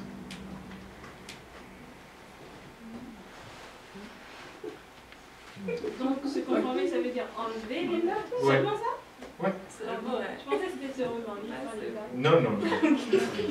Mais il y a des prédicateurs apostoliques qui sont venus. Oui. Et dans les églises, il n'y a pas ce sens-là. Oui, il y a deux courants de pensée là-dessus.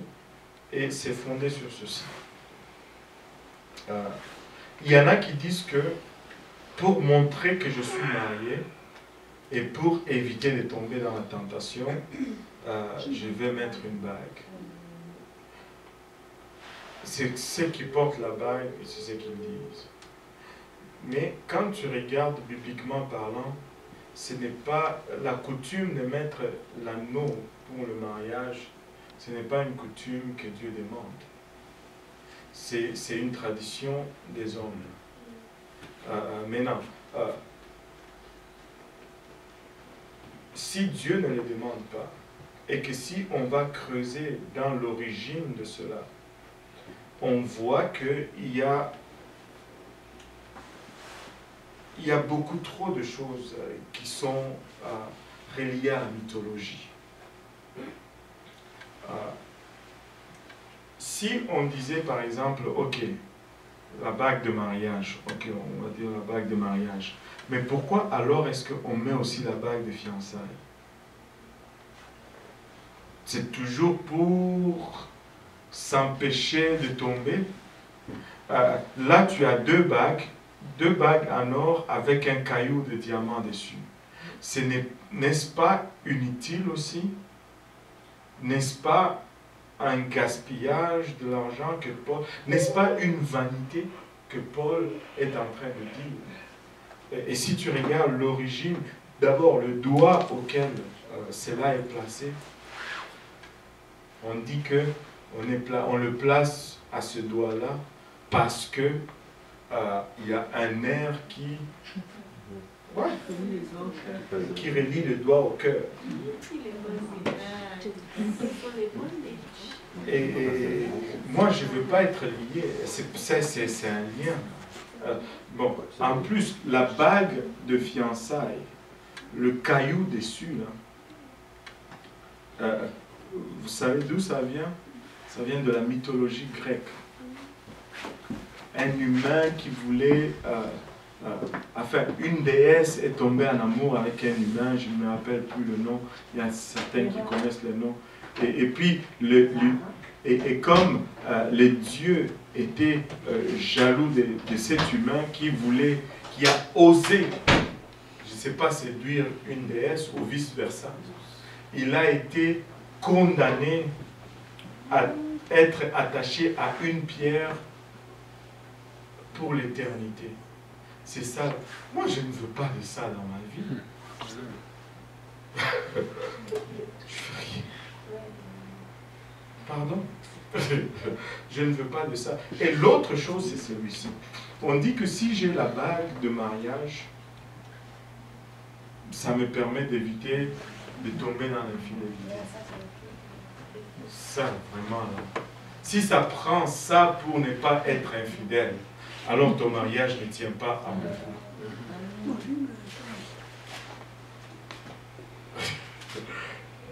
Je vais juste finir ça et puis tu vas poser ta question. Si ça prend seulement à la bague, ton mariage ne dépend pas de beaucoup.